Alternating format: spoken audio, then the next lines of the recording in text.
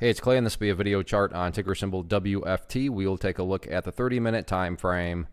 Real quick, what do I mean by 30-minute in case maybe you're new to charts? Instead of each one of these candlesticks here representing 1 day's worth of price action, which is what you would normally see, each one represents 30 minutes. So while this here may look like several days worth of time, it's actually today's price action broken down into 30-minute time slices.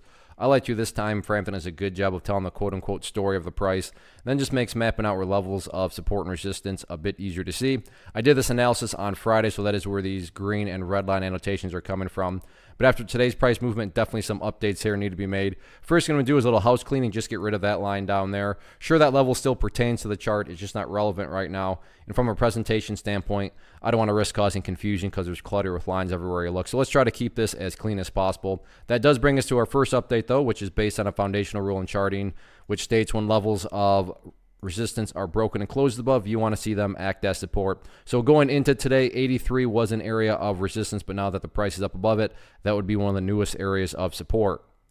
The ideal level of support going forward, me say, Clay, what makes this chart look the absolute best? That would be if the price could stay up above the 90-cent mark. But don't get me wrong, if the price falls below 90, that doesn't imply that the entire chart's destroyed or ruined or anything like that. But yeah, if the price could manage to stay up above that area, that would certainly be a huge sign of power. Taking a step back and looking at things from more so the big picture point of view, that is where the purple line down here comes into play, the famous 50-period simple moving average, keyword being moving. As time goes by, that line is going to move itself higher and higher. So as I've talked about in the past and will continue to talk about, as far as just a straightforward way to gauge the health of the move, this right here being defined as the move, just watch that purple line. As long as the price stays above that line, as the line itself moves higher and higher, then the bulls are in full health, the bulls are in full control. How are you going to best visualize that? That is what's being represented. Again, yeah, staying above 90 cents would be great, but from the grand scheme of it all, as long as the price is above that purple line, the bulls 100% own the chart. What about levels of resistance?